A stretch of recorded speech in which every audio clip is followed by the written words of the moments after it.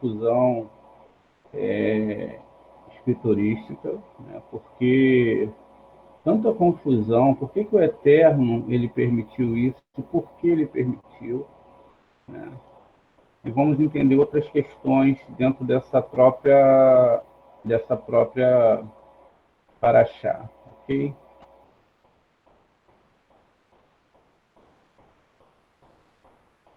Então vamos lá. Vou só copiar mais um texto aqui, para que a gente possa começar então.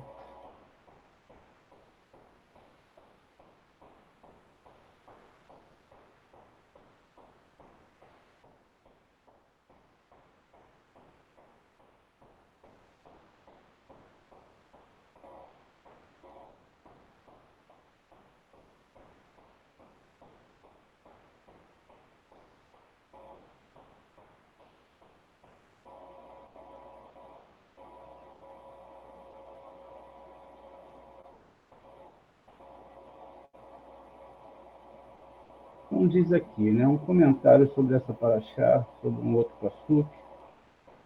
Essas são as gerações de Isaac, filho de Abraão. Abraão gerou Isaac, né? Gênesis 25, 9. A Escritura afirma em outro lugar, que alusão a este versículo, os filhos das crianças são a coroa dos mais velhos, e a glória dos filhos são seus pais. Provérbios 17, 6. Os justos são regalados, né?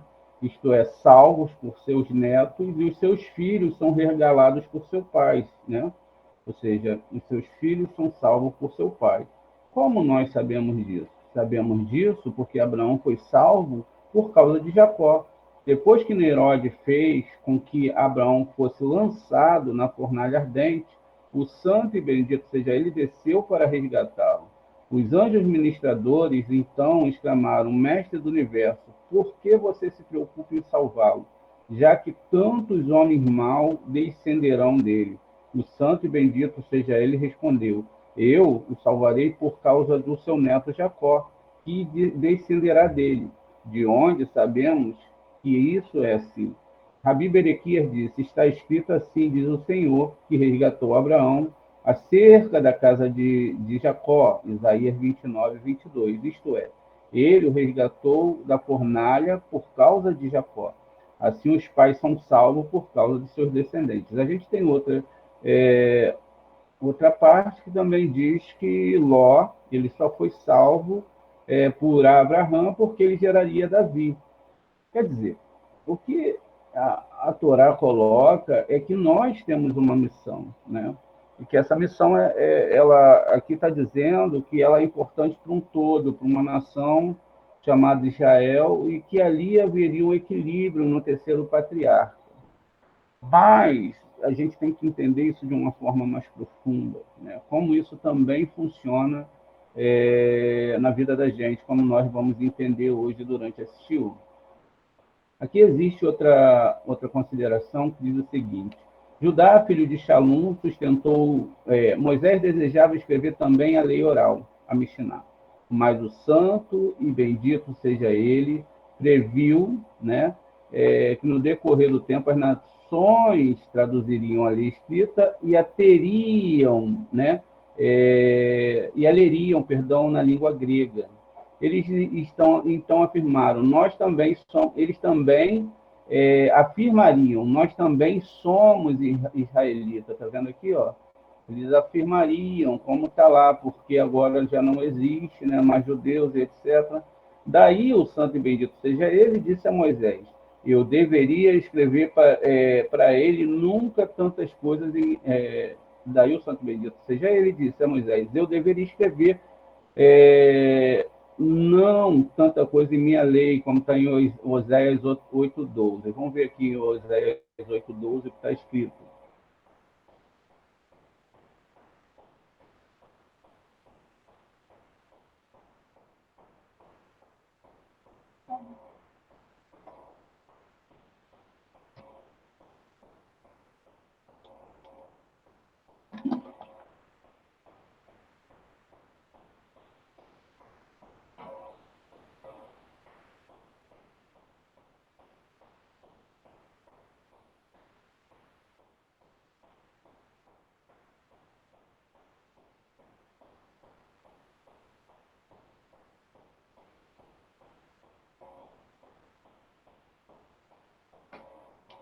Isso depois vai ter uma dissertação mais à frente sobre esse assunto, tá? Só para a gente ter uma ideia, né, do que a gente vai falar hoje, um pouco do que a gente vai falar hoje.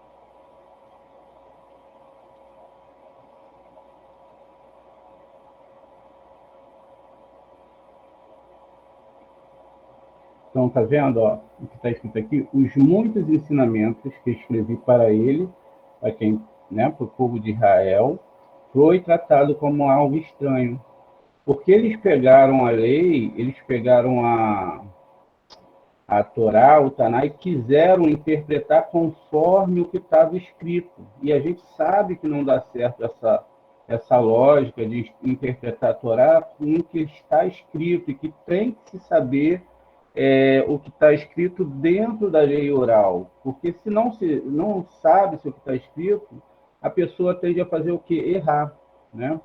Daí o santo e bendito seja ele, disse a Moisés, o resultado sendo eles, Israel, são considerados como estranhos, porque nessa medida, porque a lei oral contém os mistérios do santo e bendito seja ele, e ele revela seus mistérios somente aos justos, como está dito. O conselho do Senhor é com os que o temem. Salmo 25, 14. Da mesma forma, você descobre que depois que os sodomitas irritaram o santo bendito seja ele foi movido para destruí-lo, ele consultou apenas Abraão, como está dito. Devo esconder de Abraão o que estou fazendo? Deixa eu tirar aqui, que isso aqui não faz parte.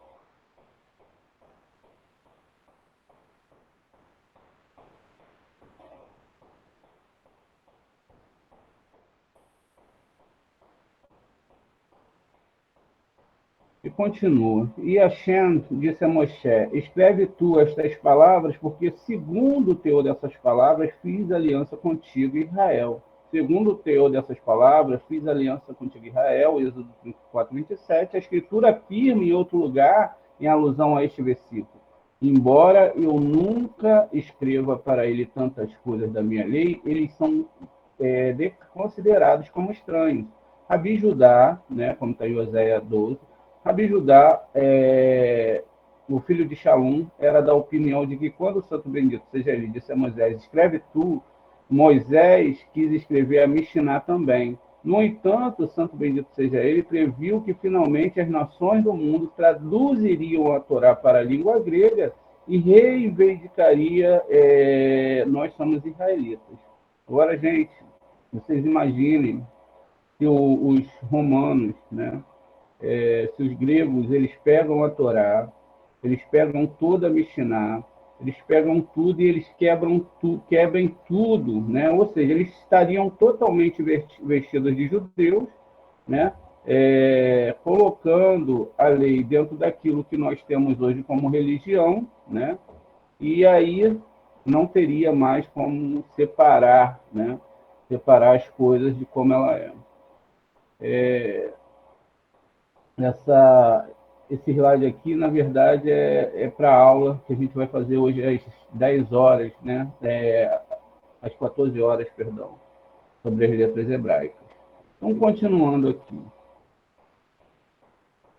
Nessa paraxá, Shemini, ao oitavo dia, a gente lembra que existem várias passagens na Torá, né? Mas a principal delas é que no oitavo dia era feita a circuncisão de um menino recém-nascido e também era o dia que o sacerdote guardava 7 dias para entrar lá no Kadosh HaKadoshim, ou seja, no Santo dos Santos, né? Ele tinha uma preparação ali durante uma semana e existia toda uma preparação para que ele pudesse entrar dentro desse local sagrado. Não era de qualquer maneira, toda uma preparação, né? A gente deve lembrar que quando o Kohen Gadol ele nascia para isso, então ele tinha uma preparação de toda uma vida. Não era simplesmente alguém que chegou num lugar, foi ungido e agora era profeta. E agora... Não é assim que funciona dentro da Torá e nunca foi assim que funcionou, nem mesmo com os patriarcas, que estudaram arduamente não só a Torá, como todos os astros, né? Eles estudaram profundamente toda a astronomia, astrologia, tudo isso foi estudado pelos sábios de Israel. Tanto é que dentro da Torá a gente conhece que existem, né, momentos que são apontados nos astros para a descida da divindade e que nesses momentos eram mais apropriados para se receber essas bênçãos segundo a Torá. Quais são esses momentos? As festas bíblicas, cada um no seu contexto, a lua nova, né, que era uma abertura do cosmo, e aí começava-se todo um trabalho novamente. E é isso que também nós vamos discutir hoje, né? Nós sabemos que também os gregos pegaram a questão a questão dessa leitura dos astros e conheceram e criaram, perdão, o horóscopo que nós temos hoje e que não tem muito a ver, ainda que tenha muita coisa parecida com o que se faz dentro do judaísmo, é muito diferente apenas pela questão de que um é visto pelo Sol, né? Ele segue o ciclo do Sol, e o judaico ele segue o ciclo da Lua, né? Observando os nodos, enfim. Então, tudo isso é falado dentro da Torá, toda essa questão do nascimento, de quem é quem, de como tudo acontece, desse ciclo semanal onde nós chegamos no Shabat, fala-se também das eras. Então, a Torá em si não é só um livro religioso, mas é um livro de apontamento para situações que aconteceriam no sistema, né, chamado Malhut, esse sistema onde nós estamos. E é lógico que, conforme a própria Torá designa, é que cada um daria conta daquilo que fez. Ou seja, é tão certo isso dentro da Torá que cada um que planta aquele mal que ele fez, ele vai receber, por exemplo.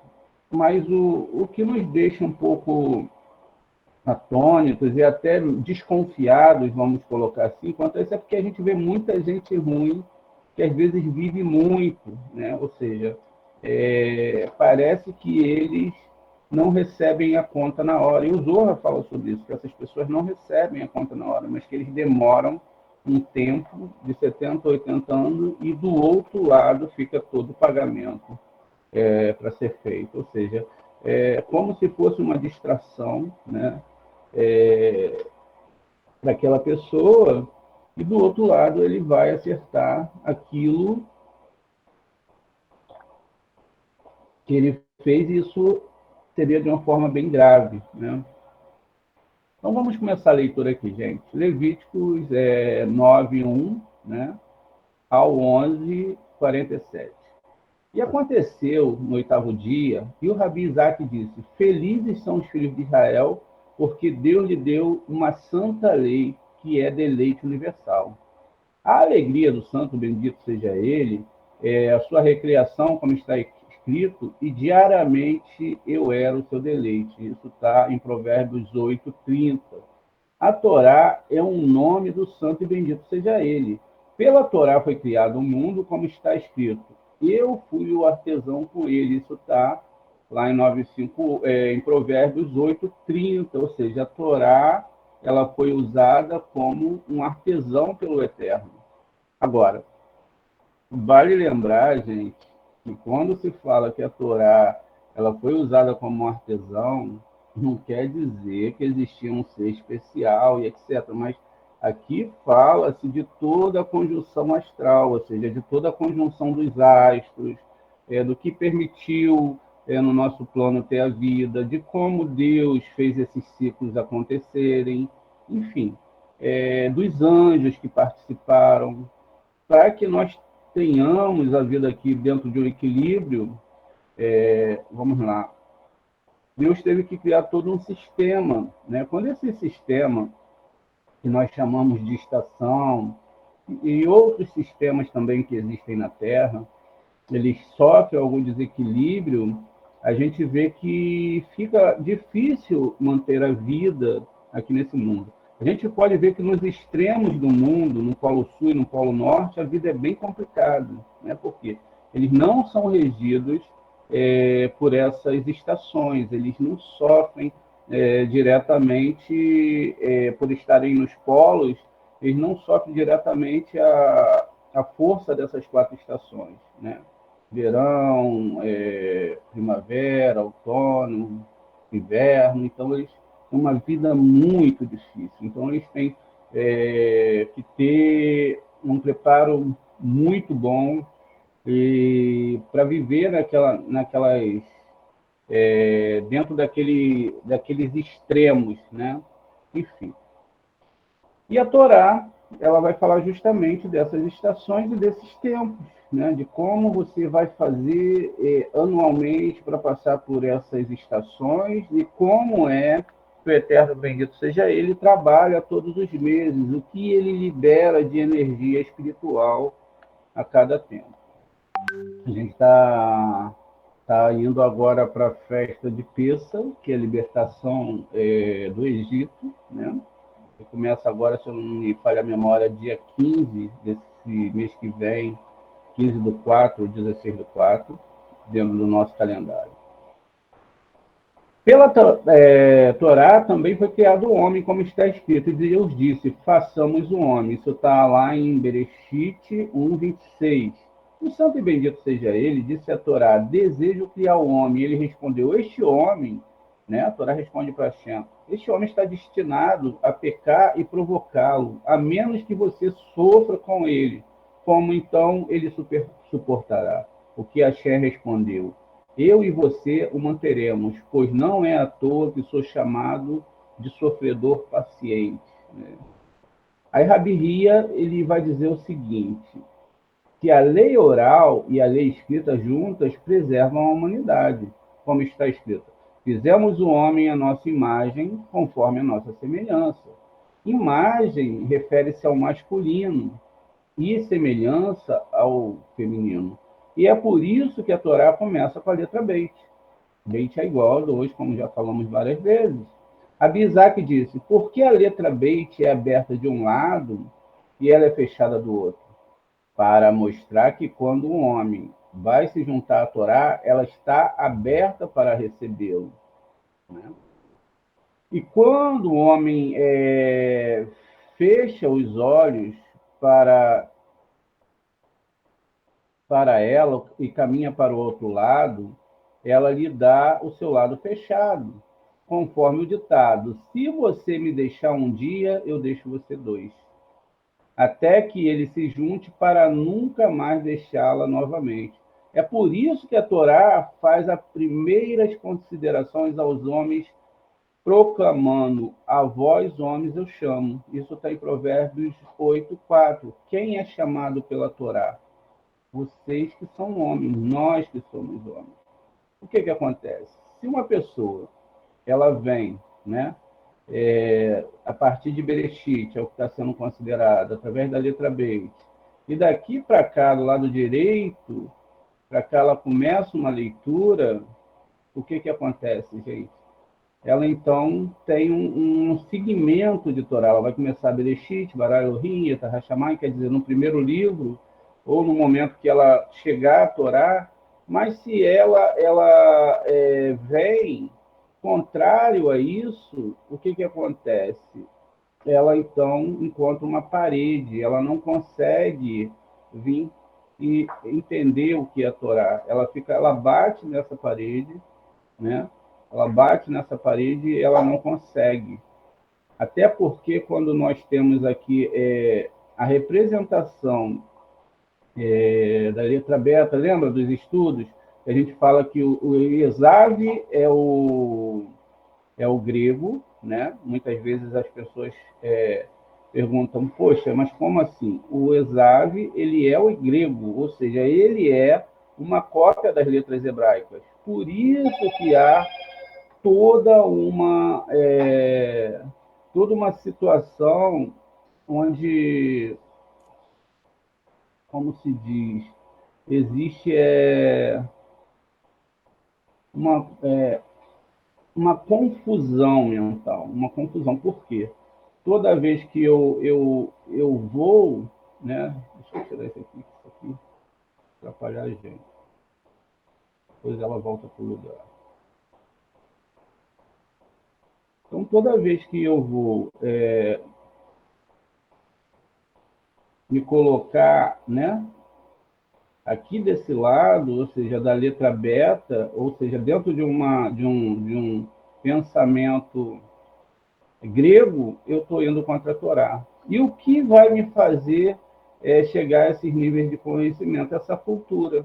Essa cultura não tem nada a ver com essa cultura aqui, não só pela forma que é escrita, mas também pela forma dos seus pensamentos e da sua interpretação quanto à Torá. Por exemplo, qual é o pensamento hoje da religião? Venha para cá e você será pleno. Venha para cá e você conquistará o mundo.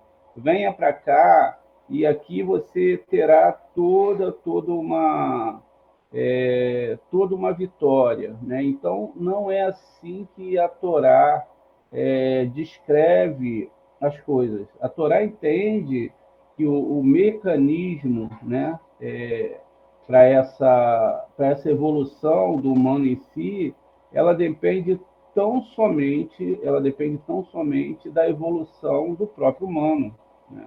Quer dizer, ninguém jamais pode fazer aquilo que só você pode fazer, né? Porque se você une as duas ideias, né, um lado esquerdo, grego, com um lado direito, no final haverá uma confusão dentro da sua própria alma, né? E essa confusão muitas vezes é difícil de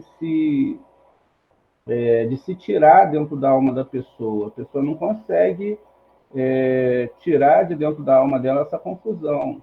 Ainda mais quando se trata de divindades, né?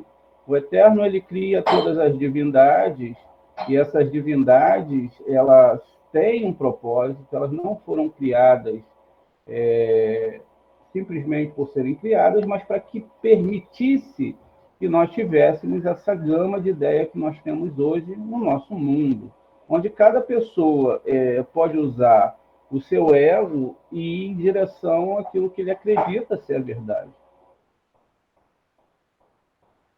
E aí, essas verdades, elas vão permear todas as mentes dos seres humanos. Natural que cada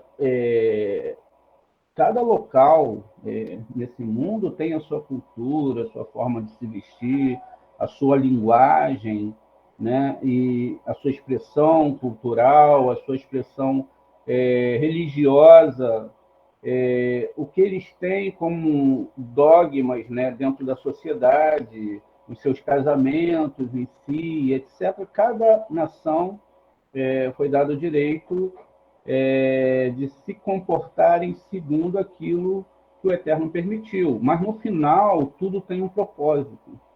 Tudo tem um propósito verdadeiro, como a gente vai entender dentro da Torá. Isso também não quer dizer que as pessoas elas estão presas como a gente costuma pensar que elas estão presas e estão cativas dentro daquilo como se fosse uma prisão é, inquebrável. Elas estão dentro daquilo que elas acreditam e se sentem muito bem e vivem muito bem, exceto alguns tratamentos que todos nós passamos pela vida. Continuando aqui. Então, se a lei oral ela representa a semelhança e forma do homem, como o homem e a mulher, quer dizer que a letra Beit, então, representa essas linhas paralelas, né? Perdão, gente. É por isso que a Torá faz as primeiras considerações ao homem, proclamando vós homens também está escrito dela chamada na encruzilhada das ruas movimentadas, na entrada dos portões, conforme Provérbios 1, 21. Rabi Judá disse, o Beit tem duas linhas paralelas, e uma terceira que a une, e que o que querem dizer? Um para o céu, um para a terra, um para o santo e bendito seja ele, que os une e os recebe. Rabi Eliezer disse, eles representam três luzes sagradas superiores, intimamente conectadas, nas quais toda a Torá é composta e que fornecem introdução a Emuná. É por isso que estudar a Torá, né, como quem estuda o Santo Nome, como dissemos que a Torá é um nome sagrado superior, por isso começa com a letra Beit, que simboliza o Santo Nome com três laços de Emuná. Todos os que aprendem a Torá aderem ao santo e bendito seja ele, e são coroados como a coroa da Torá, e amados acima e abaixo. Deus estende a sua mão direita para eles, e ainda mais aqueles que estudam à noite.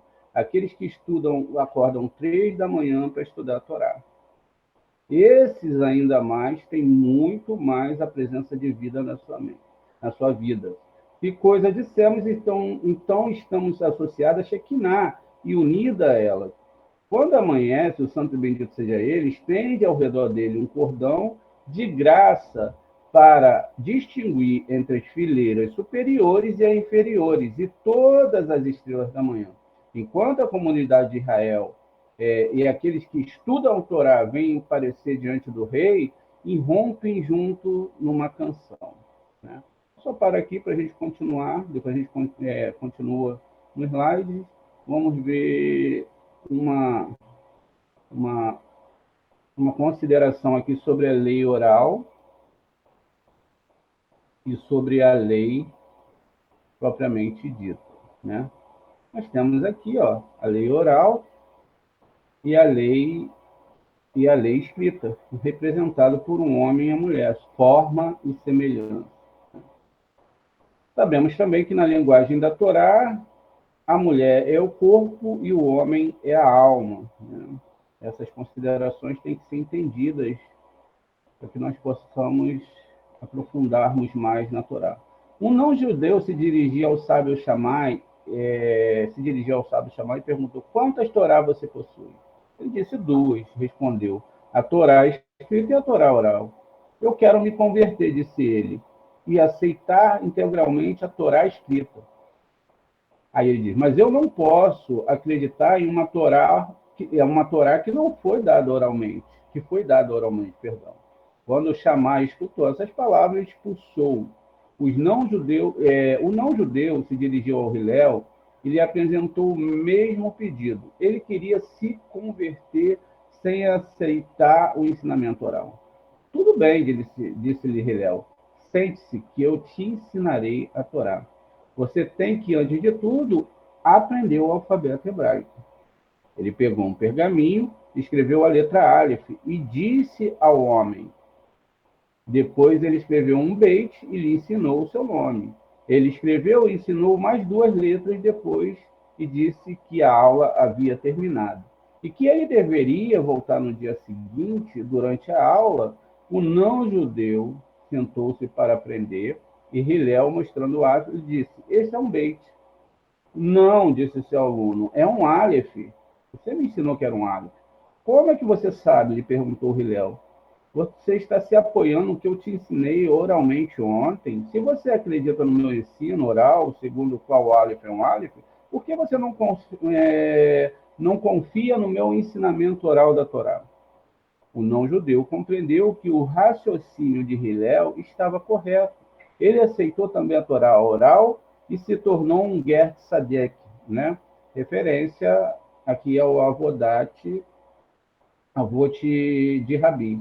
Veja que história bonita, quer dizer, ele aceitou o ensinamento de um Aleph ser um Aleph, mas quando ele contestou que aquilo não era um Aleph, que era um Beit, e dependendo da forma que você vê as coisas, um Aleph pode se tornar um Beit. Como um Aleph pode se tornar um Beit?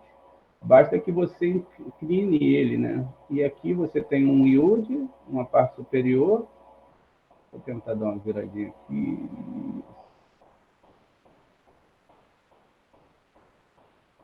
E aí você pode, né, ter um Aleph, ó.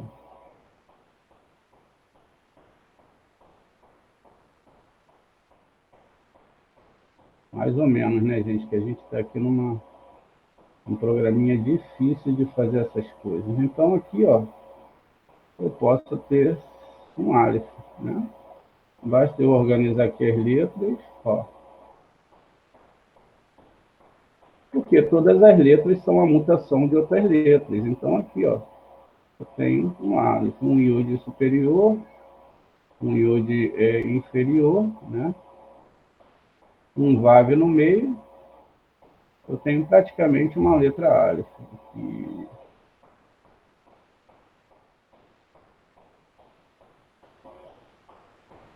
não consigo ir além. Mas eu tenho como formar uma letra Aleph, quer dizer, então é possível, né, muita coisa dentro da Torá, e essas questões, elas podem ser vistas, segundo os nossos sábios, né, que elas são possíveis. Porque um Beit pode se tornar uma letra Aleph, ou pode se tornar, você movimentando ela, ou ela pode se tornar um Kaf, ou até mesmo um Leis. Ela pode ser substituída e formar outras palavras. Aqui, criou, né, e criou homem, criou Elohim, né, ou seja, essa parte física criou Elohim, o homem, sua imagem, né, em imagem, sua imagem, a imagem de Elohim, é muito importante entender isso, a imagem de Elohim o criou, né, Otô, e homem e mulher. Então, vai dar B, Elohim, Et, Hadam, Betzlamor, Betzlem, Elohim, Bará, Otô.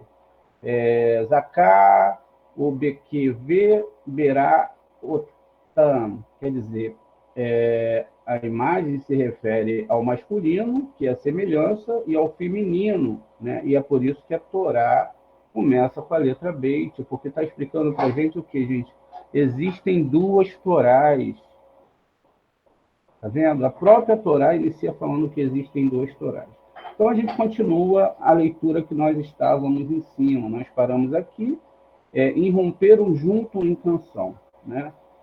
Como está escrito, quando as estrelas da alva cantam, os filhos de Deus exultam de alegria. Isso está em Jó 38, 7.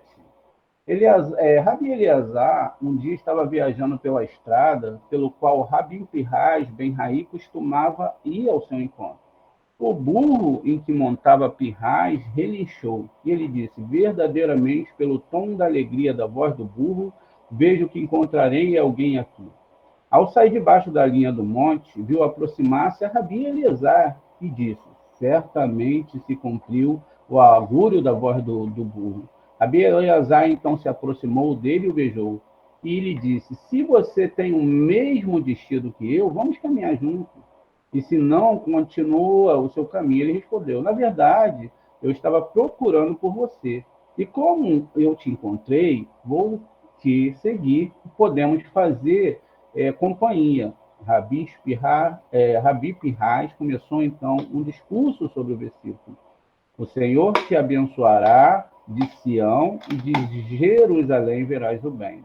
Isso está no 963, Salmos, perdão, gente, Salmo 128, 5, né? E diz, por que de Sião? Por que de Sião? Porque ali repousa as bênçãos, como está escrito. Pois ali o Senhor ordenou a bênção, vida perpétua para sempre, conforme 964, que diz o seguinte, no Salmo que eu acabei de citar. Em homenagem a Sião, Jerusalém é abençoada e visitada com misericórdia. Quando Jerusalém é abençoada e visitada com misericórdia, todo o povo é abençoado. As palavras todos os dias da sua vida significam que o arco-íris não será visto em seus dias, mas que nos dias dos seus pais. E o seu filho vem seus filhos, temendo Deus, o Santo Sagrado, paz Israel. E é como se dissesse, paz na cabeça do rei, para que nada lhe falte. Assim a paz sobre Israel, quando há homens justos no mundo.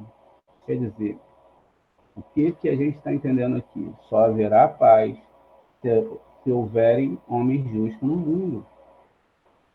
Se você começa a ser um justo, um tzadik, você pesa na balança. Se você começa a ensinar a Torá e você começa a, pelo menos, tentar ensinar boas maneiras para as pessoas segundo a Torá, então você já está pesando na balança. E, às vezes, a reeducação é interior, quando nós nos reeducamos a não fazer o que é errado. Às vezes nós falhamos. É certo que nós falhamos. Porque também somos uma mistura do positivo e do negativo. Mas lutar para fazer o certo é sempre mais importante. Porque quando vier a falha, teremos força para nos levantar. É lógico que um tzadik, como esses homens que estão conversando aqui, eles são muito mais elevados, eles foram criados dentro da Torá. Eles não passaram pela idolatria, não passaram por outros conceitos espirituais, não se envolveram com outras situações, enfim. Mas aqueles que estão saindo agora, como Itró saiu, como o próprio Moshe, que foi criado dentro do Egito, dentro daquelas magias do Egito, ele via, ele participava, ele tinha que estar ali no meio, enfim.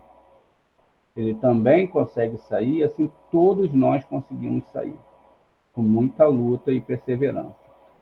E o Rabi Eliezer discutiu o versículo. Os filhos dos filhos são coroas dos velhos, e a glória dos filhos são seus pais, como a gente discutiu naquele texto lido anteriormente. Ele disse, a palavra filho tem seu significado esotérico, bem conhecido como filho dos filhos.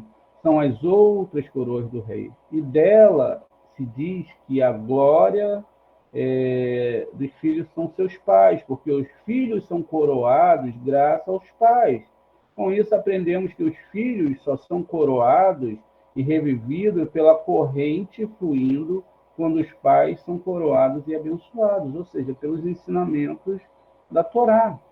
Enquanto caminhavam, era a hora da oração. Então eles desmontaram, fizeram suas orações, e enquanto rezavam, uma cobra enrolou-se nas pernas de Rabim Pinhas e zurrou 2 vezes. Quando terminaram de rezar, Rabim Pinhas disse, eu posso entender meu animal com dor, né? Posso entender meu animal com dor.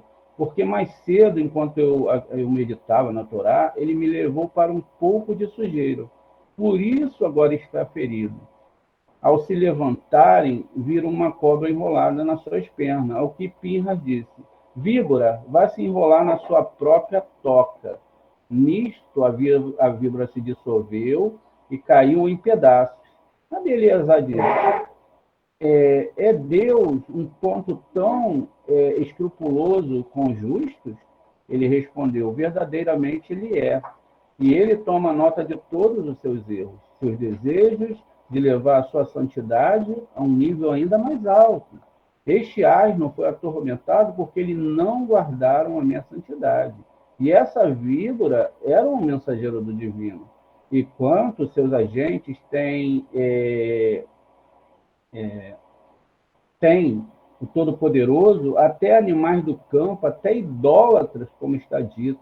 O Senhor trará contra vocês uma nação de longe e os confins da terra. Isso está em Devarim 28, 49.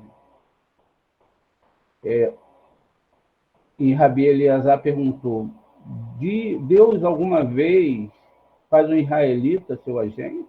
Quer dizer, nós estamos falando de agente de castigo, nós já estamos falando aqui dentro da Torá dos próprios gregos, que seria uma nação que viria de longe para atacar a Torá, para tentar pegar a Torá, né? E aí ele continua, Deus faz também de um judeu, um tzadik, o seu agente, para cobrar o mal? Será que ele faz para castigar um ímpio, mas não um ímpio para castigar outro, exceto quando o faz acidentalmente, como está escrito, mas Deus o entrega nas suas mãos. Isso está em Shemote 21, 13. Para castigar a ambos. Rabi Eleazar diz, como Deus emprega tais israelitas e idólatras como seus agentes? Seu pai nunca contou, disse Rabi Pirra. Ele respondeu, eu nunca perguntei a ele. Rabi Pirra começou isso citando o verso. Quando ele dá silêncio, quem então pode condenar? Isso está no 968, né? No livro de Jó. Ou seja, quando Deus dá silêncio, quando ele permite, né? Quem poderá condenar Hashem? Quem poderá, né, falar contra ele ou designar, né? Ele disse, quando Deus dá paz e tranquilidade a um homem que está autorizado a atacá-lo e prejudicá-lo, é quando ele retira a sua providência vigilante do homem, que pode cuidar, quem pode cuidar dele para protegê-lo, se ele tirou essa vigilância? E nisto, os caminhos de Deus são iguais para um homem ou uma nação. Os mesmos para o mundo ou para um povo, ou para um indivíduo. Porque quando as ações dos homens são virtuosas na terra, a mão direita do santo e bendito seja ele, está ativa para eles acima. E muitos amigos e protetores, eles avançam em seu apoio acima para a direita e para a esquerda, e é despertada. E todos que vêm da esquerda com ele, perdão, gente, e todas são mantidas sob seu controle.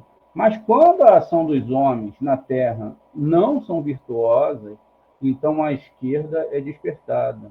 E todos vêm da esquerda com ele, e todos se tornam agentes para prejudicar os homens, porque todos aqueles que violam os preceitos da lei, da Torá, recebem uma marca no rosto pela qual são reconhecidos por todos os que se levantam do lado esquerdo.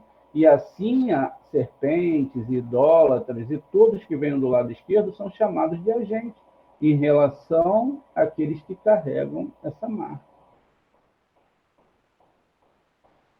Então, gente, quer dizer, não existe nenhum acaso no que acontece nas nossas vidas, naquilo que nós recebemos, é exatamente e justamente em cima dos nossos erros, que podem ser muitos, em relação até mesmo ao entendimento da Torá, como é dito em cima. Imagine se os gregos soubessem os segredos da Torá, soubessem essas coisas, como seriam, né? Mas, de contrapartida, eles também são agentes do Eterno, porque os ímpios, conforme está lá em Obadias, são a ferramenta que Deus usou para que o povo de Israel pudesse se elevar em Torá.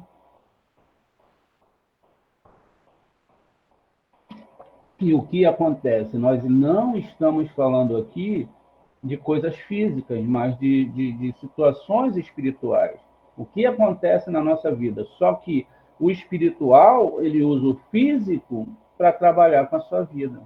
Então, quando acontece algo que você não está entendendo, Mas por que isso aconteceu? É porque existe, ou agora, ou algum erro no passado que deve ser consertado.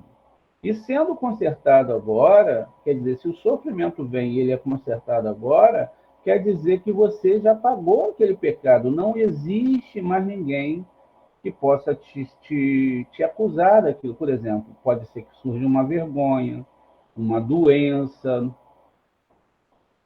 às vezes no local, né, que a pessoa, por exemplo, se a pessoa fala muito mal das pessoas, como a gente vai ver, se a gente conseguir chegar no final desses slides, é... acho que está chegando ao final, deixa eu dar uma olhada. Temos 10 minutos ainda. Então, nada acontece por acaso. Aquilo que parecia ser um castigo, na verdade, é um santo remédio, porque o remédio ele é amargo. A partir do momento que acontece a situação ruim, então você tem agora um tratamento por parte do Eterno. Você sabe que a sua boca ou qualquer outro órgão que sofreu aquele tipo de situação, ele está sofrendo aquilo porque ele está pagando algum tipo de erro. Quando a pessoa ela entende isso, então ela vai falar Ganzula Tová. Tudo é para o bem.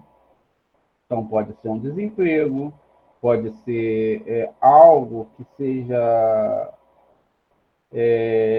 altamente vergonhoso para a pessoa pode passar por uma situação de vergonha no passado, né? E aí ela está pagando alguma coisa que ela tinha que pagar. A partir do momento que ela começa a entender esses mecanismos, as coisas ficam mais fáceis, porque agora ela não vai ficar mais achando que as coisas são feitas de qualquer maneira, ou que qualquer coisa que vai acontecer na vida dela, ela ela vai estar sendo injustiçada pelos céus ou atacado pelo inimigo. O inimigo ele só recebe autorização para atacar quando a pessoa tem algum débito. E o problema é que, como nós vemos na história de vários personagens, até do povo de Israel que vai em cativeiro, o que foi colocado para o povo de Israel? Que durante 70 anos eles ficariam em cativeiro, na época da Babilônia. Quando eles estavam no Egito, que são Sodote, lógico, eles também foi declarado para eles que eles ficariam 210 anos dentro do Egito, né? E quando foi declarado para eles que eles ficariam 400 anos, então esse cativeiro começou a partir de Abraão. Quando chega no final da saída do Egito, então a partir de Abraão se consideram 400 anos, que é praticamente quase da idade do nosso país, aí sim o pagamento do erro foi feito. Quer dizer, preste atenção no que a Torá está falando. Que cada erro que nós cometemos, eles vão ser cobrados.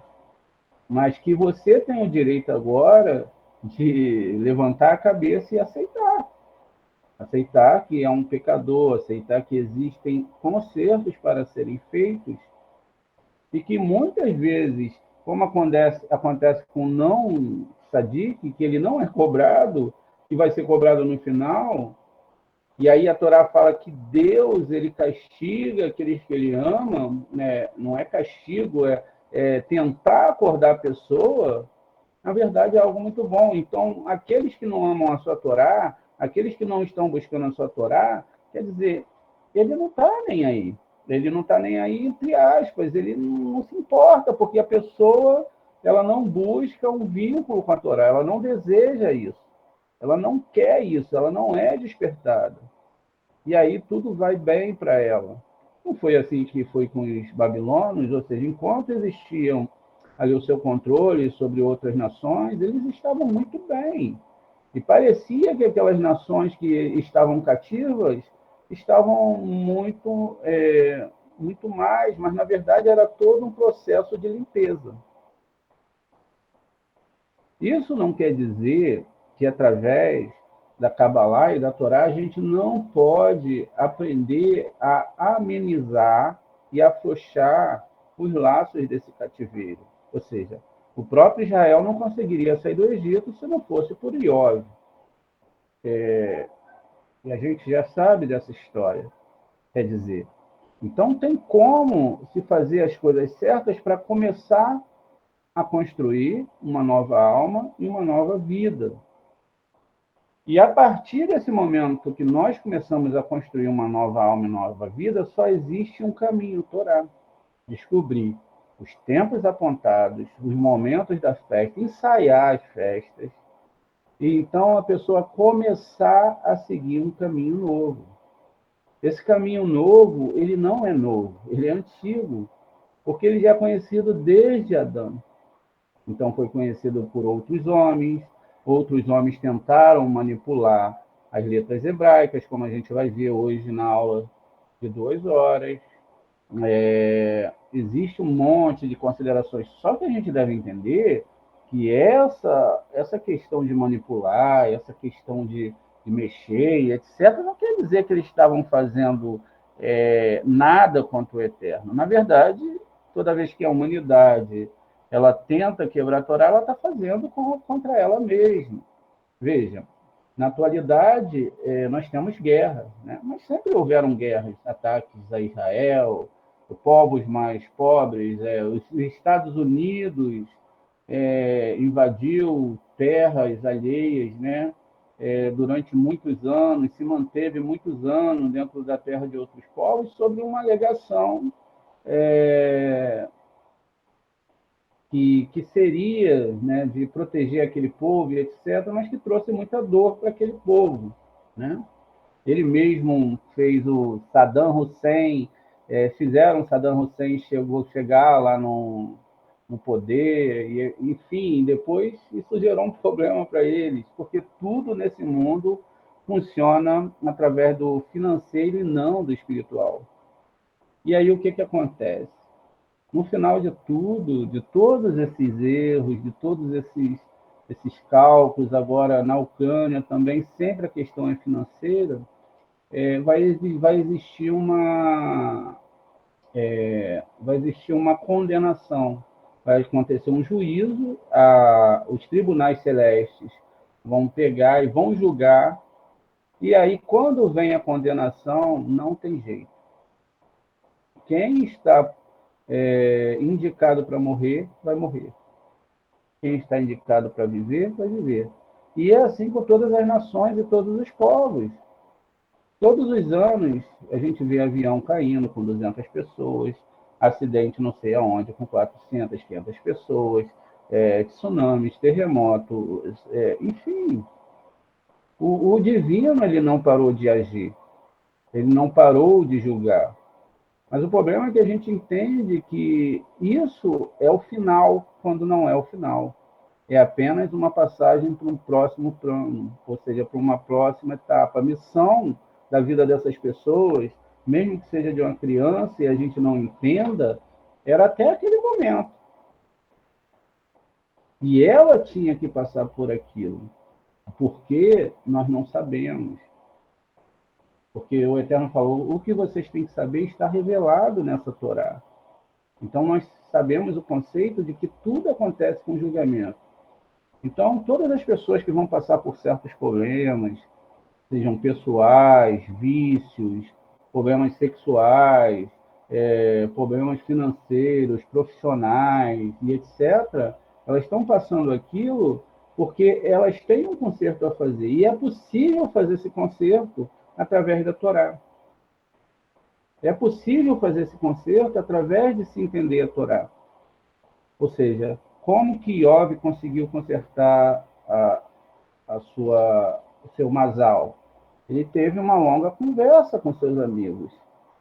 E depois ele conversou com o Eterno, até que ele entendeu. E aí, quando ele entendeu, aí ele conseguiu mudar o seu Mazal. Quer dizer, a responsabilidade para a mudança do que está acontecendo na sua vida é sua mesmo.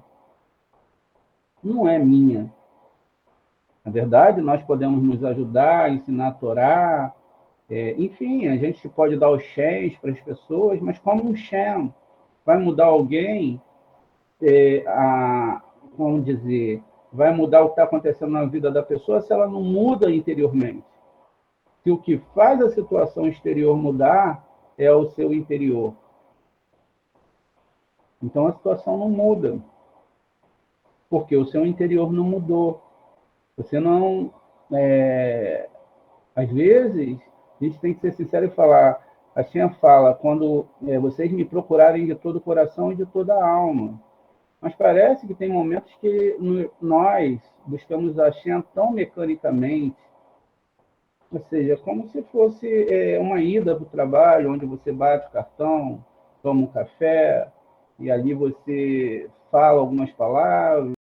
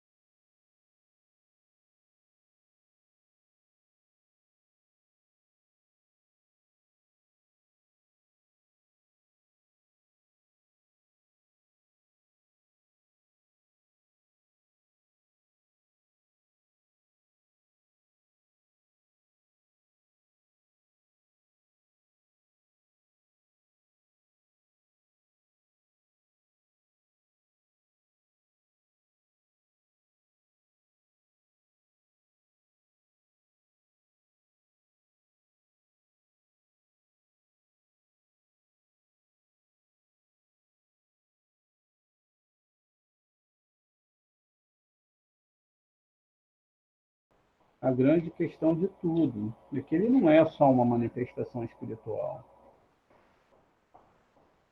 A maioria das manifestações que ele faz é através dos seus agentes. Os próprios astros são agentes do Eterno, onde vão se passando nomes da divindade, e esses nomes da divindade representam uma certa, um certo tamanho dessa divindade. Quer dizer, opa, você botou lá no grupo, Patrícia? O link? Um grupo que a moça entrou? A senhora, a senhora não tinha uma senhora aqui? Aquela senhora não era do grupo da massa, não? Ah, tá. Shalom, shalom. Bem-vinda, dona Terezinha. Então, gente, o que acontece? Então, Deus ele não é uma manifestação, ele é o todo. Inclusive, ele é eu e você. Ele é a gente. Por que o Eterno somos nós? Nós representamos a mão direita e a mão esquerda do Eterno ao mesmo tempo. Quer dizer, se eu faço bem, então eu estou indo para o lado direito. Né? Veja os bonequinhos aqui. Ó. Você pode estar dos dois lados. Você pode estar do lado direito ou do lado esquerdo. Né? Vamos lá. Aqui, ó. Você pode estar de um desses dois lados aqui. Ó. Seus questionamentos podem estar de um lado. Né? Você está apoiando aqui a árvore do bem e do mal, que foi comida por Rava e Adão, também foi comida por nós, ou a gente pode começar uma caminhada para o outro lado, não é isso? Quer dizer, o certo aqui é que o equilíbrio, né, o coração do sábio que vai para a direita, ou seja, que sempre deseja o bem. Por exemplo, como a gente pode ver isso? Algumas pessoas, quando sofrem um ataque de outra pessoa, elas desejam logo o quê? Se vingar, não é isso? Então, elas querem dar uma vingança. Elas acham que uma vingança é algo que vai fazer com que elas cheguem a um gozo pleno daquilo que ela acha que é certo. Então, a pessoa que confia no Eterno fala como se fala no Taná, né? Uns fazem menções dos seus exércitos, dos seus cavalos, das suas armas, mas eu confiarei em Hashem.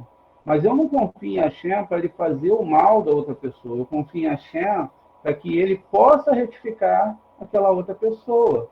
Porque se nós todos somos Adão, somos um todo, se tem pessoas que estão do lado esquerdo, elas têm que ser convencidas a vir por lado direito, não é isso? E quanto mais pessoas estiverem do lado direito, vão estar com o quê? Vão estar com interrogações contra a Torá.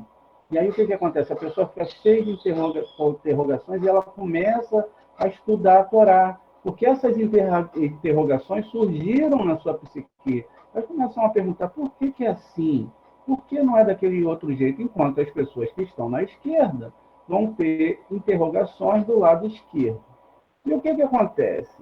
Essas interrogações têm muito a ver com aquilo que nós somos. Por exemplo, quem está do lado esquerdo vai estar na idolatria, vai estar atrás de bens materiais, vai estar atrás de ter uma vida feliz nesse mundo, etc. Quando eu falo ter uma vida feliz nesse mundo, eu não estou falando que não é para a pessoa ser feliz, mas que todos os projetos da pessoa são nesse mundo. E que, às vezes, um sofrimento sentimental faz parte do ticum que ela tem que consertar. Se a pessoa tem um problema sentimental na Sefirá Netzach, ela tem como consertar, sim, mas ela tem que consertar a parte interior do porquê isso está acontecendo. Porque a gente já viu que nada acontece se não for permitido por um único e verdadeiro Deus. Não há outro Deus que decida. Existe um tribunal direito, um tribunal esquerdo e um direito, enfim, mas também existe um Deus que está acima desse sistema. O bem e o mal, eles têm a mesma força. A gente tira isso pelo dia e a noite. O dia tem 12 horas e uma noite 12 horas. Então, quer dizer, existe a mesma força. Só que o equilíbrio dessas forças faz com que nós possamos chegar ao eterno. Ou seja, se eu tenho mais força, mais tendência para o lado direito, então eu vou entender que é a Torá. Quando eu entendo que tudo é um todo, que todas as almas são uma só e são Adão, e que cada uma delas faz parte do corpo, eu já não luto mais contra o outro, porque o outro também tem a mesma alma que eu tenho. O corpo pode ser diferenciado, mas a alma é a mesma. As ideias podem ser diferenciadas, porque quando a gente está falando de Torá, a gente está falando de psique, níveis de entendimento, aquilo que rege o ser em si, enquanto ele está nessa vida. É lógico que quando ele vier em outra vida, em outra configuração, ele pode nascer de outra forma e pode viver de outra forma. Um judeu pode nascer no corpo de um goi, muito raramente. Um goi pode nascer no corpo de um judeu, muito raramente. Depende de como você entende realmente a Torá. A gente tira questões de homens como Rabi Akiva, outros sábios de Torá, né? Outros sábios de Torá, e que nasceram, realmente eram góis e voltaram para dentro do judaísmo. Nasceram dentro do judaísmo e guardaram o judaísmo, enquanto vemos a questão de Diná, que teve que passar por várias reencarnações como uma goiá, para voltar de novo, né, a consertar só lá na época do Império Romano, como Rufina, que foi a segunda esposa do Rabi Akiva. Então, o que nós estamos falando aqui é que o projeto da sua vida, ela pode, segundo a Torá, ser consertada, ela pode ser reconstruída com a ajuda da própria Torá e com a sua própria ajuda, como mestre de Torá, te auxiliando, mostrando os caminhos, o que você deve fazer, né? E como você deve interpretar a Torá. Porque a gente sabe agora que a Torá ela é feita de duas espiritualidades, que existe uma parte que é a Torá escrita.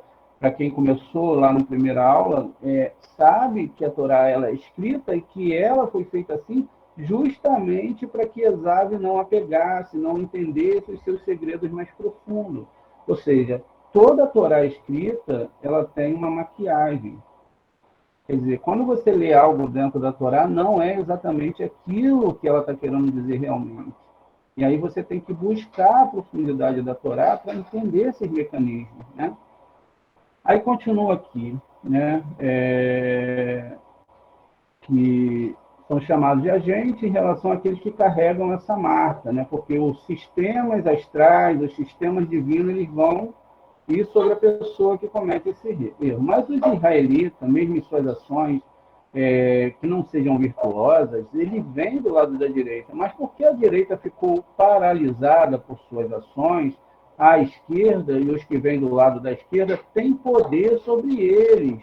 Portanto, os agentes escolhidos para puni-los são serpentes e idólatras, e afins, que são do lado da esquerda. Mas não outros israelitas, mesmo pecadores, porque são do lado da direita. E se acontecer de um israelita pecador cair nas mãos de outro israelita pecador, ambos terão de ser punidos e purificados por sua punição. O Rabi Eleazar disse: de onde você tira tudo isso? Ele respondeu: do incidente da concubina de Gibeá, mencionado em Juízes 20, porque embora os pecadores fossem israelitas ali, Deus não queria que outros pecadores de Israel fossem os instrumentos para puni-lo. E tantos deles caíram repetidamente até que todos os pecadores do exército atacante tivessem perecido. E só havia aqueles, mas apenas quem executaria o trabalho com maior propriedade. O que acontece? A gente vê, nesse caso lá dos juízes, existe uma concubina, e que a concubina ela é partida ao meio, existe toda uma situação ali, enfim. E aí gera uma guerra entre o povo de Israel, né? Tá envolvendo a tribo de Benjamim. Só que quando o povo de Israel eles vão atacar, morrem muito do povo de Israel, porque eles tinham pecados também. E o pior problema, o que entrou na cabeça desses homens, se eles tinham pecados, deles irem à guerra e não antes consertarem os seus pecados? O que acontece? Aquele sistema de fé que é ensinado. Não, porque Deus é misericordioso. Que Deus mas eles tinham erros, eles tinham que fazer o quê? Chuva e rei, eles tinham que voltar dos seus erros. Não, eles saíram, foram para a guerra, achando que o outro lado tinha que ser vingado, que eles seriam um instrumento de vingança do Eterno. Quando, na verdade, Deus não pode usar um instrumento de vingança que não seja perfeito, nesse caso de israelitas, de judeus, de pessoas que seguem a Torá, para punir outras pessoas de Torá se essa pessoa tem pecado. Você está entendendo? E aí o que acontece? Depois que o pecado é gerado, depois que o pecado é feito, depois que todas as coisas são construídas para que essa entidade que a gente sempre fala aqui, que as forças do mal elas só recebem força em cima do seu pecado. Elas não, que incrível, elas não vão aos céus, elas não têm força para apresentar-se no tribunal celeste se ela não tiver um combustível. E o combustível é o pecado da própria pessoa. Então, quando ele pega esse combustível, que ele sobe, ele vai te acusar. Assim como houve a acusação dessas pessoas no tribunal celeste. E o que aconteceu? Como eram pessoas, judeus, de níveis grandes, eles tiveram que morrer, para depois vir reencarnar, passarem outros tecumins, para que eles pudessem purificar suas almas. E continuando. E mesmo os israelitas justos são feitos agentes somente quando os dois mundos, o superior e o inferior, estão equilibrados. Ou seja, só assim. E naquela época, desde o incidente de Gibeá, eles não eram iguais. Portanto, os pecadores de Israel não são feitos agentes do rei para punir outros pecadores de Israel, pois não vem do lado da esquerda. Podemos ilustrar com isso com a seguinte parábola. Certo homem cometeram ofensas contra o rei. Né? Um oficial foi acusado de prendê-los e puni-los. Um indivíduo astuto entre eles foi e se misturou com os homens do oficial.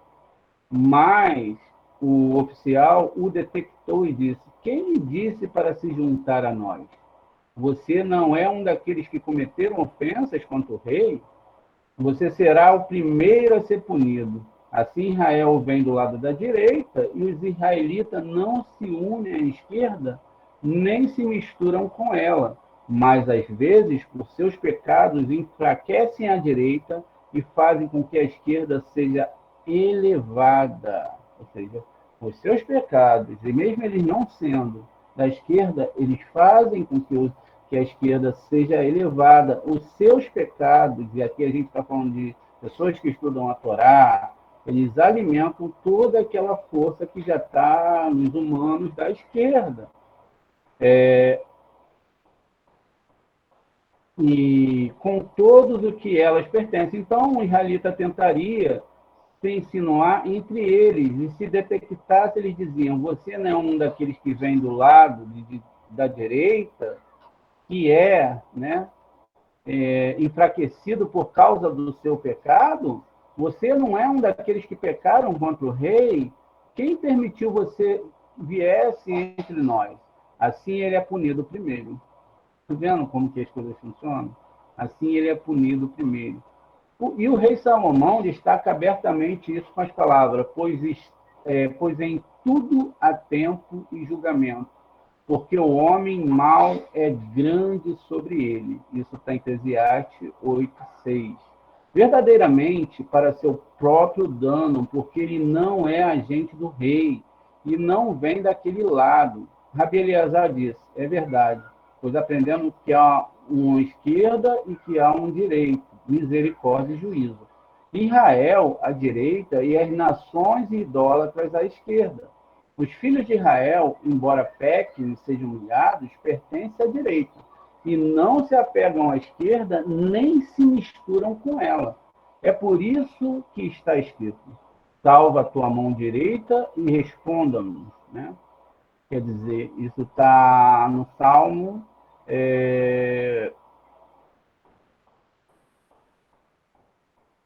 66. Salmo 66. E aqui diz, né? E não se apega. Perdão, deixa eu só me achar. Porque quando a mão direita é exaltada, Israel que cuida dela é exaltado e coroado por ela. Então a mão esquerda e todos que vêm do lado são humilhados com ela. Por isso está escrito: a tua destra, o Senhor, despedaça o inimigo. Isso está em Êxodo 15:6. Rabi Eleazar, então, discutiu o versículo e aconteceu no 8º dia, que é Parashá Shemini, que a gente está discutindo aqui. Ele disse: este 8º dia refere-se à frase anterior, porque o rito da consagração durará 7 dias, conforme está em Levítico 8:33. Por que 7 dias? Felizes, de fato, são os sacerdotes que são coroados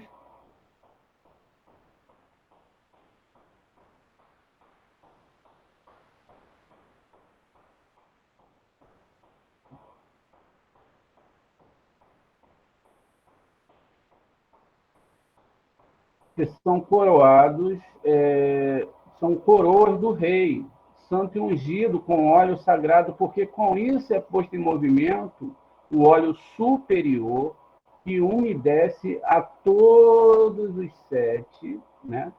E a partir da qual as 7 lâmpadas são acesas, compreendendo este óleo em todos eles, pois aprendemos que são 6, e esta é a consumação de todos. Portanto, 7 dias durarão o rito de consagração, por isso também a comunidade de Israel é chamada de Bat-Sheva, filha do 7, porque nós temos 7 sefirotes, nós temos que tratar as 7 sefirotes, os 7 planetas, nós temos que umedecer, temos que botar um nome divino,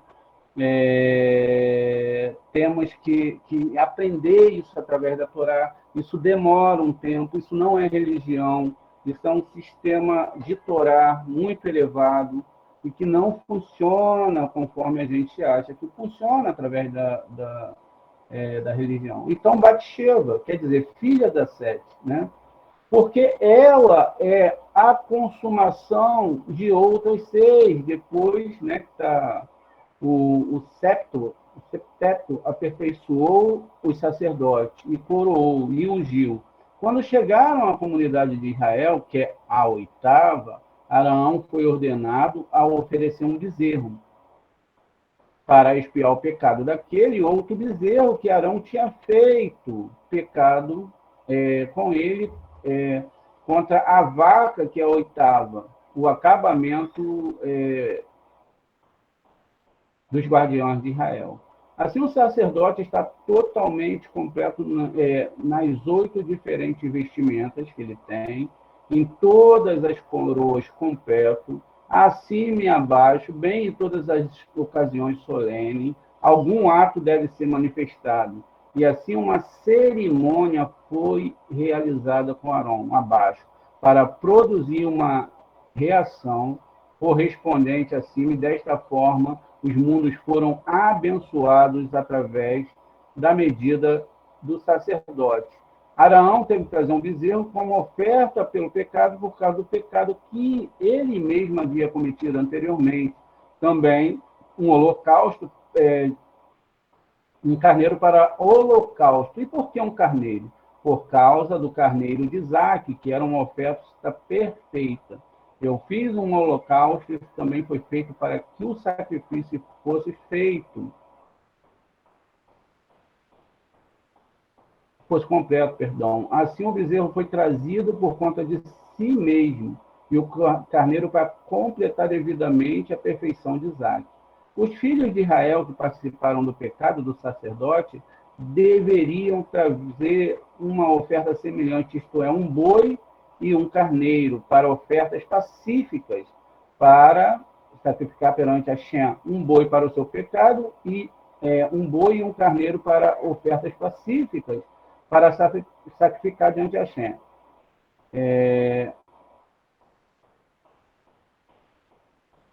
Um boi para o pecado e um carneiro para completar o seu lugar como perfeição de Isaque. O termo oferta pelo pecado não é usado em relação a Israel como um sacerdote, porque os filhos de Israel já sofreram o seu castigo em muitos lugares do deserto, eles pagaram por causa da idolatria.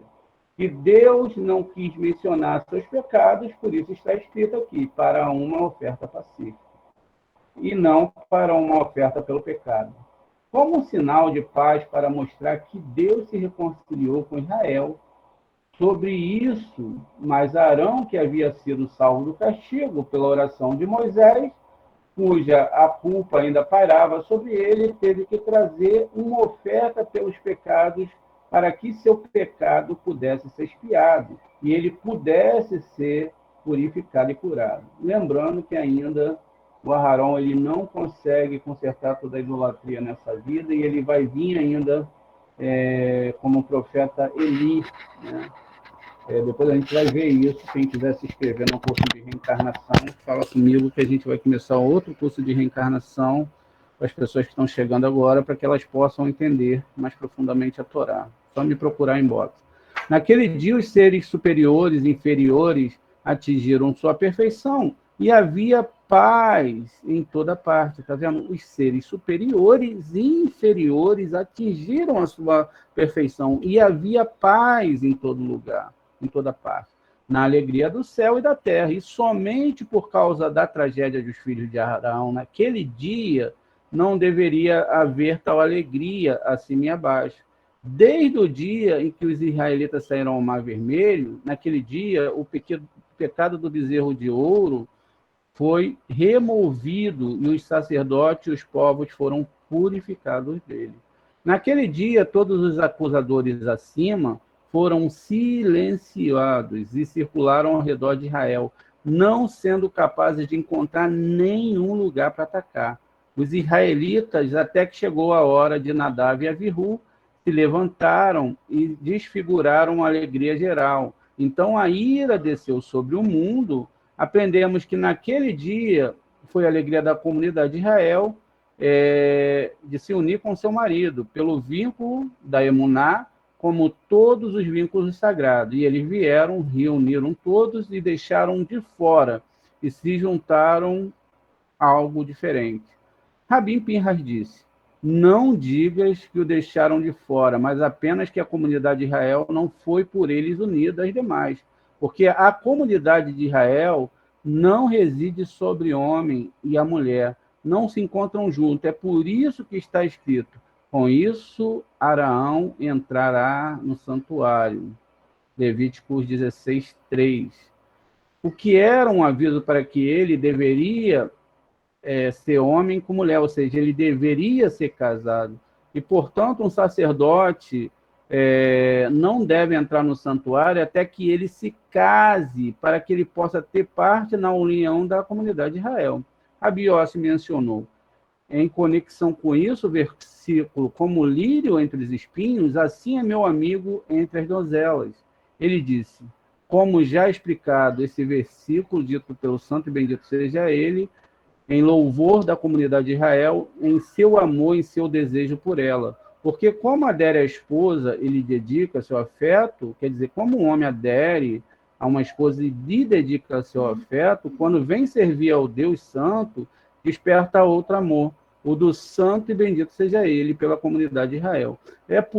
Por isso o santo abençoa a comunidade de Israel e abençoa porque o sumo sacerdote, como dito, eles darão seu nome aos filhos de Israel. Abençoa porque a comunidade de Israel é abençoada pelo sacerdote. O israelita é abençoado pelo sacerdote, o sacerdote é abençoado pelo sumo sacerdote, como está dito. E eles darão o meu nome aos filhos de Israel e eu os abençoarei. Isso está em Números 6, 27. Está escrito, lembra-te das tuas misericórdias, ó Senhor, e das suas misericórdias, porque são eternos. Meolã, literalmente, no mundo. Não, misericórdia que se refere a Jacó. E misericórdia, isso aqui se refere a Jacó. E misericórdia, né, sem plural, a Abraão. Deus os tira do mundo, os levanta e os faz referência a Isaac. Ele foi deixado para punir aqui, é referido no Salmos 83. Também o Senhor avançará como um valente, provocará o ciúme como um guerreiro. Rabi disse, Jacó e Abraão, precisamos deles para nos proteger. E ele continua, precisamos de Jacó e de Abraão. O papel de Isaac é fazer guerra, e é por isso que não queremos que ele seja associado a ele. Também podemos explicar as palavras por que é o mundo. Dessa maneira, quando Deus criou o mundo, ele tomou Isaac e criou o mundo com ele, e viu que não ia aguentar, e ficou assim, ou seguro como Abraão. Né? Ele viu que precisava de mais apoio e ficou com Jacó, e juntou-se a eles com Isaac. Portanto, o mundo é sustentado por Abraão, Hesed, Jacó, Tiferet, né? E estes são o mundo. Olha que coisa incrível. E Moisés disse a Eleazar, disse a Eleazar e Itamar, não descuide das suas cabeças por descuido, porque o óleo da unção do Senhor está sobre vocês. Rabiaba disse, toda alegria acima, vemos o óleo sagrado, de qual fluem alegrias e bênção para todas as lâmpadas, todas as sefirot. E com a corrente da qual o sumo sacerdote é coroado. Portanto, o sacerdote na terra, sobre o qual o óleo da unção derramou, deve exibir um semblante sorridente e alegre. E não deve haver mancha em sua cabeça ou em seu traje, ou em qualquer outro lugar, para que não cause manchas em outro lugar. Portanto, Rabi Eleazar e Itamar, qualquer mancha que aparecesse em seus cabelos ou em suas roupas, eles não teriam sido derramados, pois era um momento que decidisse. Assim,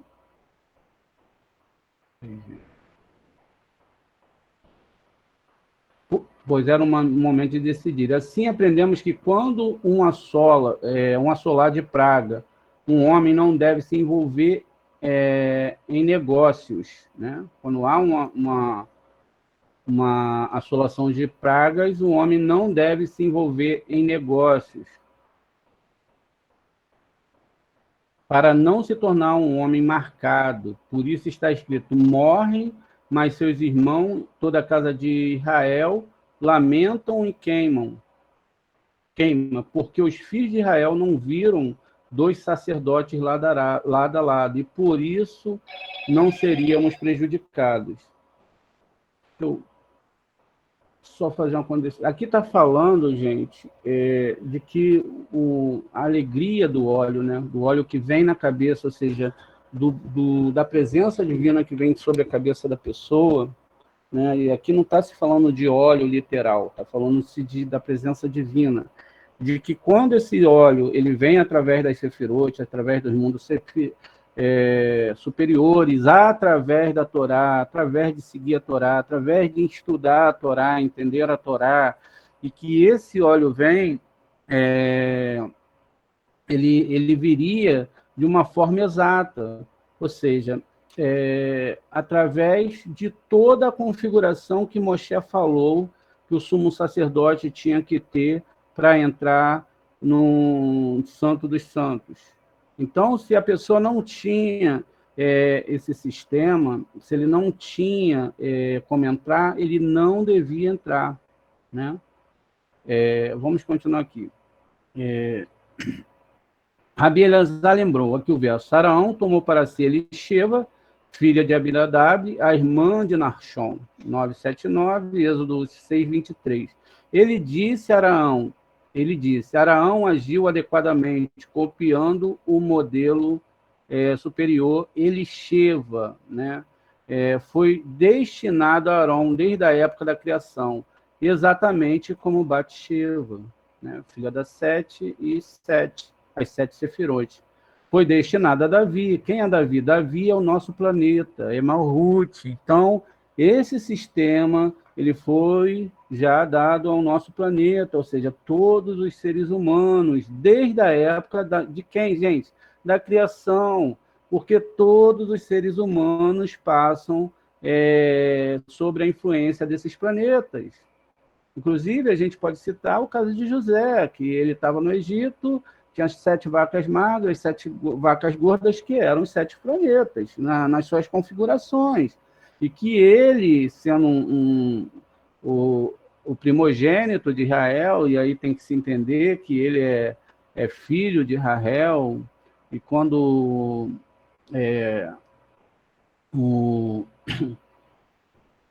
o Jacó deita com a Leia, ele pensava que era Rahel, ele atraiu uma alma errada de Rúben, né?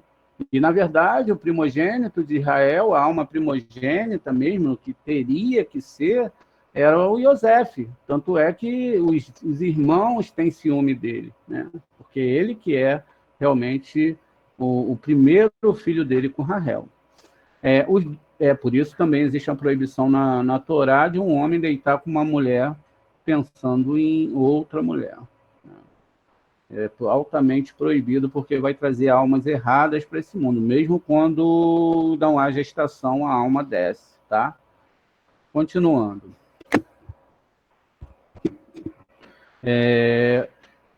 Continua aqui. Após a aplicação, os dois são um, mas um nome referente ao julgamento, a outra, a alegria e bênção. Por isso, o rei Davi, ele chama Batsheva, e com Araão, Elisheva, literalmente 7. Está vendo aqui? Ó?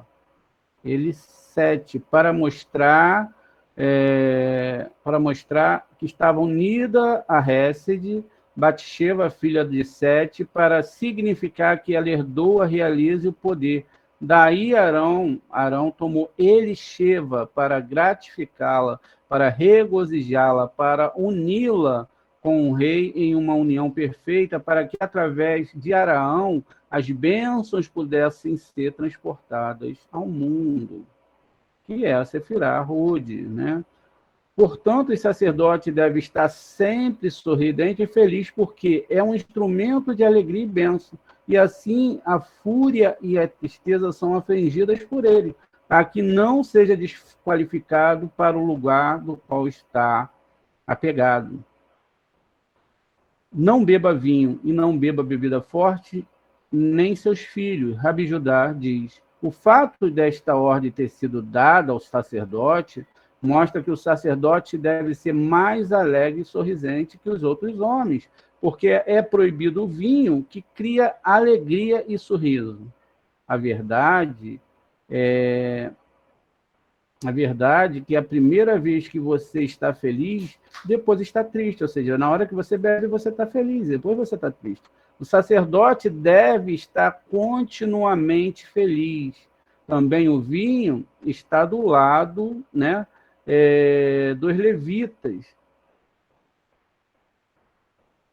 de dois levitas, mas do lado de dois sacerdotes é água pura e límpida. Quer dizer, os levitas eles têm o vinho do seu lado, mas do sacerdote ele está do lado água pura e límpida. Agora, só fazendo uma correção da aula passada, que houve uma confusão.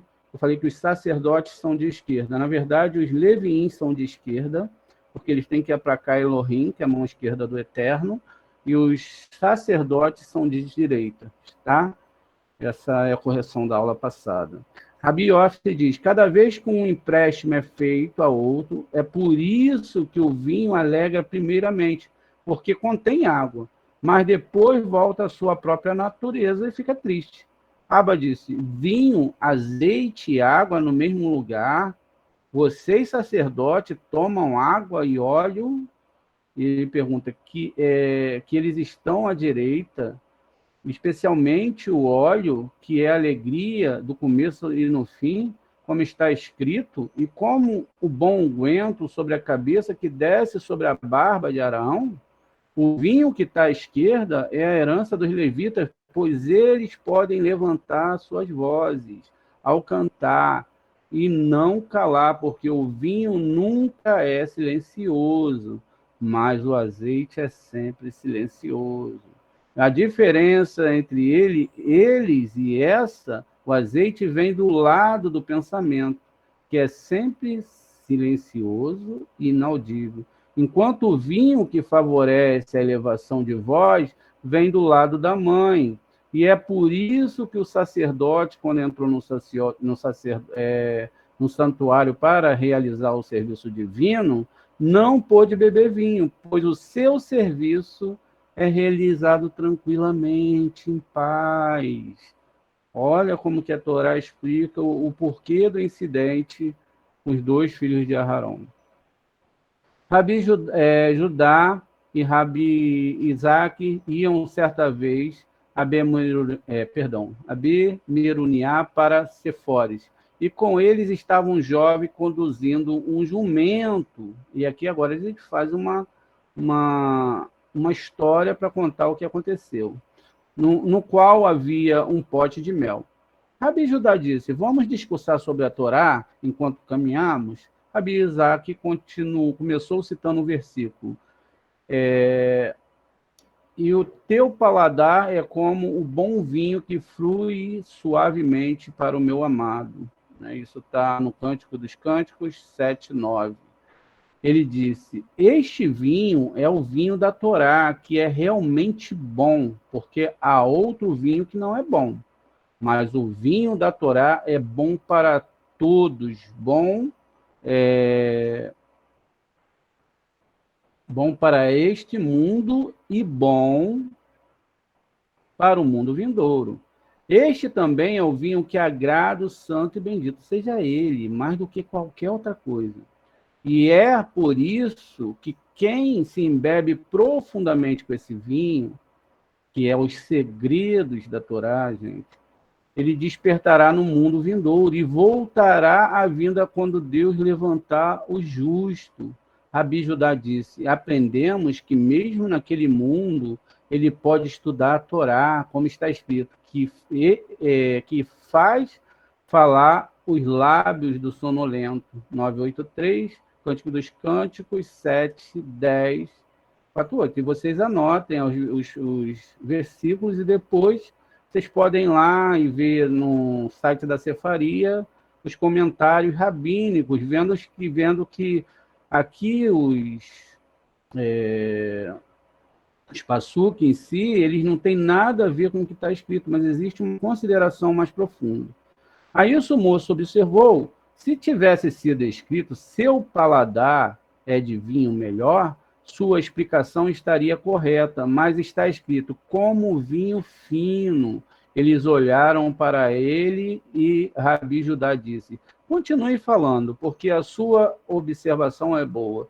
Ele continuou, ouvi dizer que um homem que estuda diligentemente a Torá permite que as suas exposições sejam ouvidas, e não apenas murmure, é como um bom vinho, que também não se cala, se levanta a voz. Quando ele parte deste mundo, né, meu amado, ou seja, Hashem, avança diretamente, sem virar para a direita ou para a esquerda, e ninguém interfere nele. E nesse mundo também seus lábios murmuram palavras de Torá. Além disso, ouvi dizer que este versículo foi dirigido à comunidade de Israel em seu louvor. Vale a pena perguntar quem é que a elogia. Assim, porque se o santo bendito seja, esperamos que ele dissesse por mim em vez de minha amada.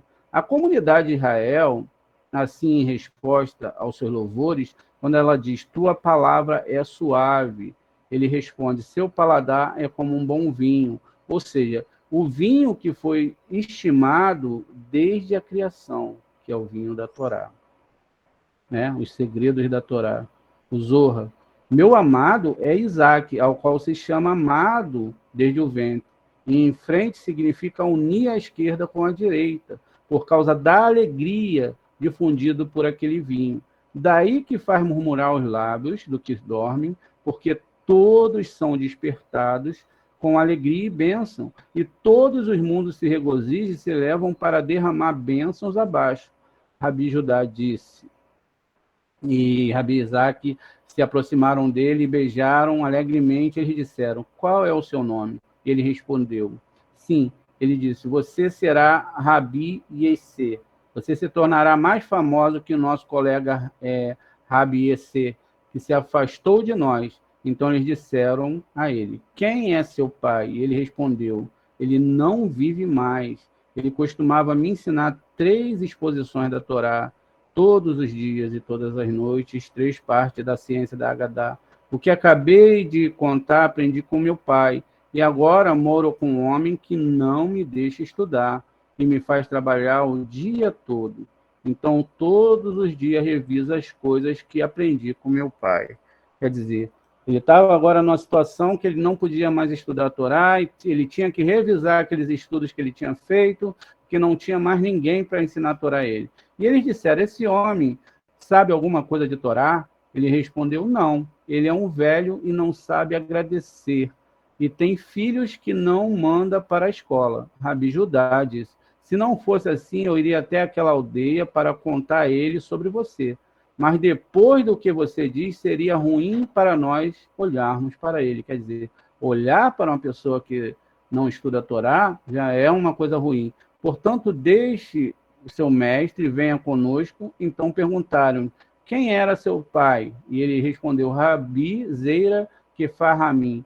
Ao ouvir isso, Rabi Judá chorou e disse, estive uma vez em sua casa e aprendi com ele 3 coisas sobre a taça da bênção e 2 relacionadas com a obra da criação. Rabi Isaac disse, vendo o que poderíamos aprender com seu filho, pensamos o quanto mais poderíamos aprender com ele. Então eles caminharam, apertaram suas mãos até chegarem a um campo, onde se sentaram e disseram-lhe, conte-nos algo que o seu pai lhe ensinou sobre a obra da criação.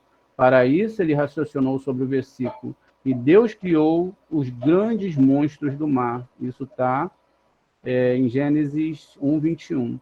Ele disse, o nome Elohim é geralmente aplicado ao lugar de julgamento, mas aqui foi aplicado ao lugar mais alto, qual emite juízos, pois, embora seja intrinsecamente um lugar de misericórdia, os juízos, porém, vêm dela e dela depende. Os grandes monstros marinhos são os patriarcas. Então, quando fala lá em Gênesis que se criou grandes monstros marinhos, o nome Elohim está no nome que não é de rigor, não é um nome comum para o nome Elohim, e os monstros marinhos são os patriarcas, que primeiro são irrigados e espalham as suas raízes por toda parte, e toda criatura viva, ou seja, são os planetas, Hesed, Gevurah, Tiferet, ok? E toda criatura viva, literalmente alma viva, e esta alma que a Terra superior produziu da criatura viva, Raiá, que é aquela carroça que tem lá no livro de Ezequiel, que é o mais elevado de todos, ou seja, a alma do primeiro homem que formou no meio dele, que se move, está na criatura viva, né? Que é chamada Raiá, que se move de todos os lados, para cima e para baixo, que as águas produzem em abundância, significando a água daquele córrego superior que sai do Éden e que irriga a árvore ali para que possam espalhar suas raízes, fornecer alimentos para toda ave alada, segundo a sua espécie. Esses são os santos anjos, cuja função o nome do seu mestre, cada dia o levará a cabo as mensagens do seu mestre no mundo. Ou seja, toda essa descrição que tem em Bereshit, de aves, de grandes forças, etc., são dos planetas, são das forças astrais que descem do eterno para o nosso mundo. E aí o que acontece? Essas criações, essas forças dentro da Torá, são conhecidas como as linguagens das ramas. Depois vocês pesquisem a linguagem das ramas. Essas linguagens das ramas, elas fazem com que a Torá ela tenha uma linguagem totalmente diferente daquilo que nós entendemos através da tradução. Ou seja, a tradução em si, ela vai ensinar para a gente o seguinte: não acontece nada, tudo que acontece na nossa vida é um ataque que vem do lado do mal. Ou seja, nós somos pessoas vitoriosas, somos pessoas que temos tudo sob controle, e tudo que acontece de ruim é um acidente. A Torá vai ensinar que não. A Torá vai ensinar que tudo que vai acontecer na sua vida, de bom ou de ruim, ou tudo que você vai fazer, também vai produzir coisas boas e ruins. Então, se você é uma pessoa que gosta de fazer justiça com a própria mão, quer dizer, Deus não vai fazer justiça por você. Ou seja, ele não vai tratar a pessoa da forma que ela tem que ser tratada, e aí a pessoa nunca pode vir a nunca consertar. Então, você, como um seguidor de Torá, um estudante de Torá, você tem que deixar tudo nas mãos do Eterno. Ainda mesmo quando você não entende, ainda mesmo quando você não tem saída, ainda mesmo quando você pode estar na frente do Mar Vermelho, que seria o final do povo de Israel. E Deus abre o Mar Vermelho, né? E aí ele consegue passar e fugir, né? Na nível peixe, do seu último momento aqui nessa terra. Como tudo depende das mãos do Eterno, e tudo que você for construir na sua vida depende dos seus atos, da sua língua, daquilo que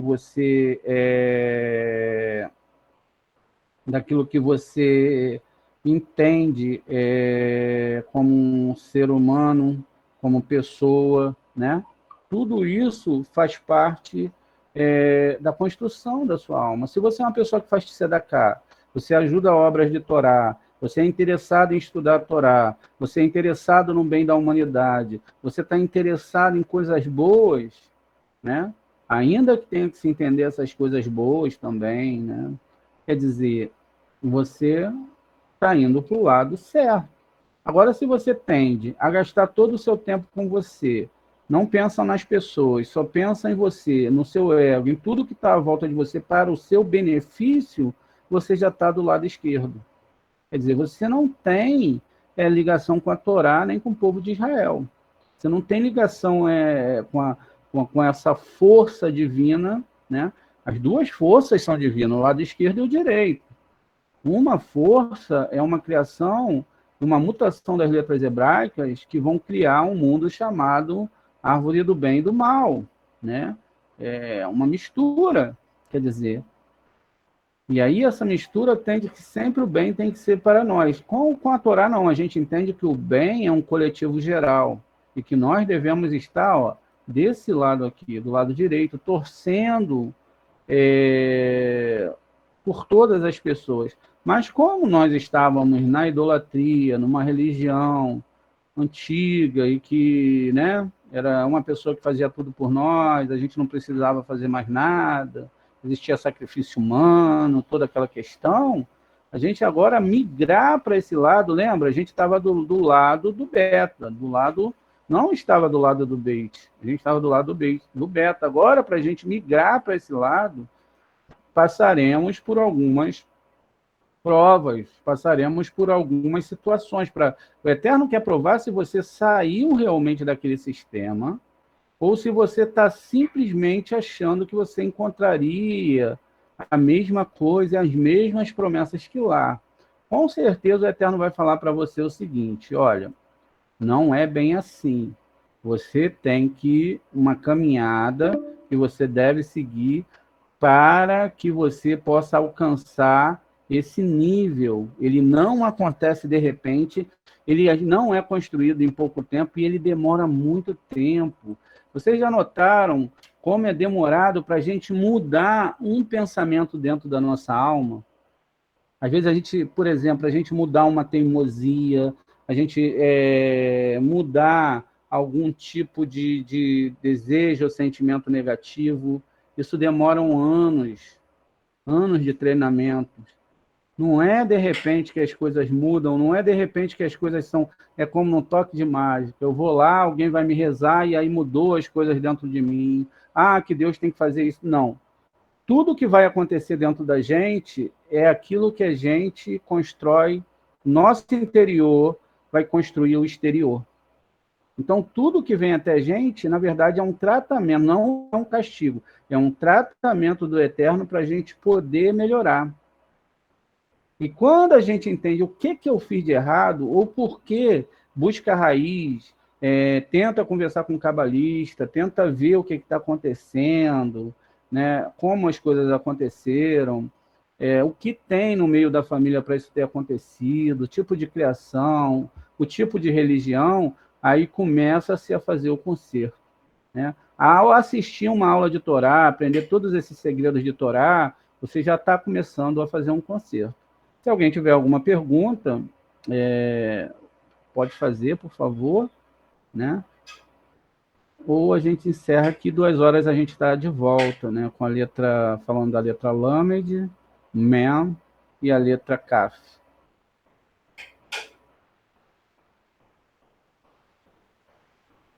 Não, Moré, não tenho nenhuma Tá pergunta. bom, Shalom. Deu para entender bem? Hoje a gente fez mais leitura do que aula, né? Esses shiús agora vão ter um pouquinho de leitura para a gente entender as coisas um pouquinho mais profundamente. E às 14 horas vai ser aula mesmo, tá bom? Shalom, shalom a todos. Certo. Muito obrigado. Gratidão, mestre. E até 2 horas. Até 2 horas. Shalom, shalom.